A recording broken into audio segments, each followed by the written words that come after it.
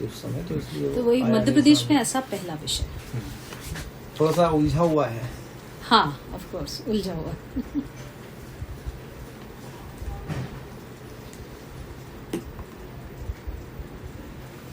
ठीक है। पूरे प्रदेश में जहाँ 7-8 सर, आज मोती सिंह जी पटेल की तरफ से याचिका लगाई थी हाईकोर्ट में, क्या याचिका थी और क्या निर्णय आया? याचिका में हमने कोर्ट से ये रिक्वेस्ट की कि मोती सिंह जी जो सब्स्टिट्यूट कैंडिडेट थे इंडियन नेशनल कांग्रेस के, जिनका नाम फॉर्म बी में दूसरे नंबर पे था, अगर पहला कैंडिडेट विड्रॉ कर लेता है तो दूसरे कैंडिडेट के राइट जनरेट हो जाते हैं, तो विड्रॉल के बाद मोती सिंह जी का नॉमिनेशन फॉर्म एक्सेप्ट होना चाहिए और उनको पार्टी सिंबल अलॉट होना चाहिए। प्रशासन को, इलेक्शन कमीशन को ये होल्ड करना चाहिए जब तक पार्टी कैंडिडेट विड्रॉ नहीं कर ले, फर्स्ट कैंडिडेट, अप्रूव्ड कैंडिडेट, तब तक सब्स्टिट्यूट कैंडिडेट के फॉर्म को होल्ड करना चाहिए और फिर अलाउ करना चाहिए अगर पहला कैंडिडेट विड्रॉ कर लेता है। तो इनका नामांकन पहले ही निरस्त किया जा चुका है? देखिए, नामांकन निरस्त इस आधार पे हुआ था क्योंकि पहले वाले का एक्सेप्ट कर लिया, वहां तक ठीक है निर्णय, लेकिन जो सेकेंड स्टेज रूल्स में डिफाइन है कि विड्रॉल करने की स्थिति में आपका राइट क्रिएट होगा, तो जब उन्होंने विड्रॉ कर लिया तो मुझे सेकेंड अपॉर्चुनिटी क्यों नहीं मिली, यही हमारी लड़ाई। जज साहब ने क्या निर्णय लिया? अभी आदेश सुरक्षित है, दोनों पक्षों को सुन लिया है कोर्ट ने, अभी विचार करके आज कल में ऑर्डर आने की उम्मीद। कैसे हैं आप?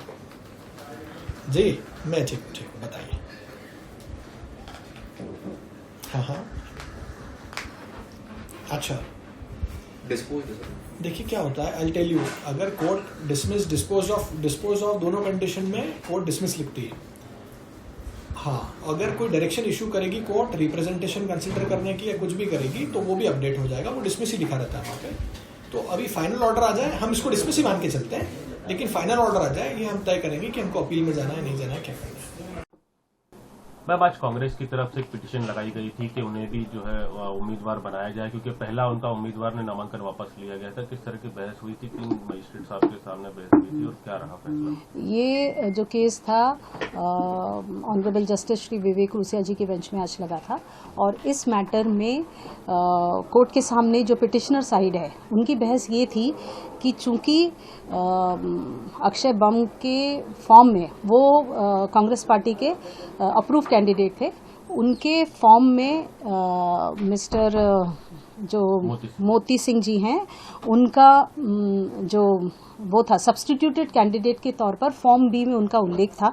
इस कारण से पिटिशनर पक्ष का ये कहना था कि चूंकि हमारा उस फॉर्म बी में उल्लेख है सब्स्टिट्यूटेड कैंडिडेट, इसलिए हमारा फॉर्म एक्सेप्ट होना चाहिए और हमको कांग्रेस पार्टी का उम्मीदवार माना जाना चाहिए।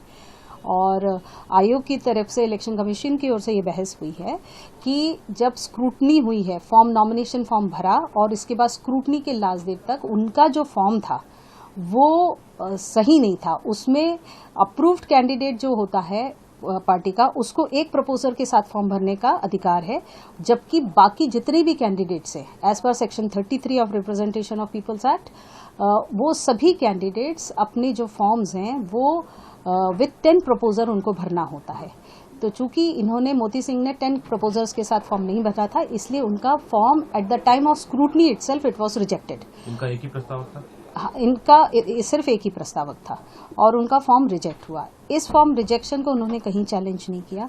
इसके बाद में स्क्रूटनी और ये सब की डेट्स निकल जाने के बाद में 29th लास्ट डेट थी for taking back the nomination. तो उस दिन नॉमिनेशन वापस जब ले लिया अक्षय बम जी ने, तब इनने कहा कि हमको, बिकॉज हम सब्स्टिट्यूटेड कैंडिडेट हैं, इस कारण से हमको इलेक्शन कमीशन डिक्लेयर करे कि हम कांग्रेस पार्टी के नामांकित उम्मीदवार है।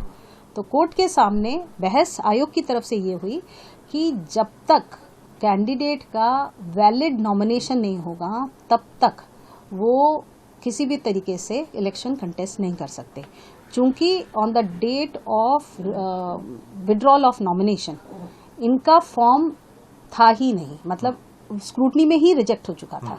तो इसलिए ये सब्स्टिट्यूटेड कैंडिडेट के तौर पर भी चुनाव नहीं लड़ सकते, क्योंकि इनका फॉर्म ऑलरेडी स्क्रूटनी में ही रिजेक्ट हो चुका था। तो इस कारण से कोर्ट में ये बहस हुई। कोर्ट ने इस पर से फैसला भी सुरक्षित रखा है और आगे 1-2 दिन में जब भी होगा फैसला आ जाएगा। लेकिन क्या मैम नियम में ऐसा है कि अगर निर्दलीय खड़े होते तो 10 लोगों की साइन अनिवार्य है, लेकिन अगर पार्टी की तरफ से खड़े होते तो सिंगल? यस, तो representation of people act, RO handbook और साथ में जो 1968 के रूल्स हैं वो सभी ये कहते हैं कि जो अप्रूव्ड कैंडिडेट होता है वो एक प्रपोजर के साथ नॉमिनेशन फॉर्म भर सकता है और बाकी जितने भी कैंडिडेट्स हैं वो इंडिपेंडेंट के तौर पर भरेंगे और उनको 10 प्रपोजर जरूरी है। अगर 10 प्रपोजर नहीं होंगे तो उनका फॉर्म रिजेक्ट ही होगा। इस प्रकार से होता है। सब्स्टिट्यूटेड कैंडिडेट, अगर पिटिशनर साइड जो कह रहा है कि सब्स्टिट्यूटेड कैंडिडेट के तौर पर हमारा नामांकन स्वीकार किया जाए, तो ये पॉसिबिलिटी तब है जब उनका नामांकन उस दिनांक को वैलिड हो और उनका नामांकन रिजेक्ट ना हो। तो इनका फॉर्म तो ऑलरेडी रिजेक्ट हो चुका है, तो ऐसी सूरत में वो सब्स्टिट्यूटेड कैंडिडेट के तौर पर भी इलेक्शन नहीं लड़ सकते। भले वो कह रहे हैं बट ये संभव नहीं है। मैम, ये जो सब्स्टिट्यूटेड कैंडिडेट है, क्या इलेक्शन कमीशन के नियम में कुछ ऐसा है कि सब्स्टिट्यूट कैंडिडेट पार्टी की तरफ से, बी फॉर्म तो पार्टी की तरफ से जारी होता है, लेकिन इलेक्शन कमीशन क्या उसे एक्सेप्ट करता है कि कोई सब्स्टिट्यूट कैंडिडेट भी पार्टी खड़ा कर सकती है? सब्स्टिट्यूटेड कैंडिडेट पार्टी खड़ा करने वाला प्रश्न नहीं है। उसमें ये होता है जो अप्रूव्ड कैंडिडेट होता है वो अपने नॉमिनेशन फॉर्म में डिक्लेयर करता है कि मैं अप्रूव्ड कैंडिडेट हूँ, और उसके साथ में फॉर्म ए और फॉर्म बी प्रिस्क्राइब फॉर्म है जो मतलब पार्टी के जो ऑथराइज्ड पदाधिकारी हैं वो साइन करते हैं, और ये उसमें उस फॉर्म बी में ये डिक्लेरेशन होता है कि अमुक कैंडिडेट हमारा ऑथराइज्ड कैंडिडेट है।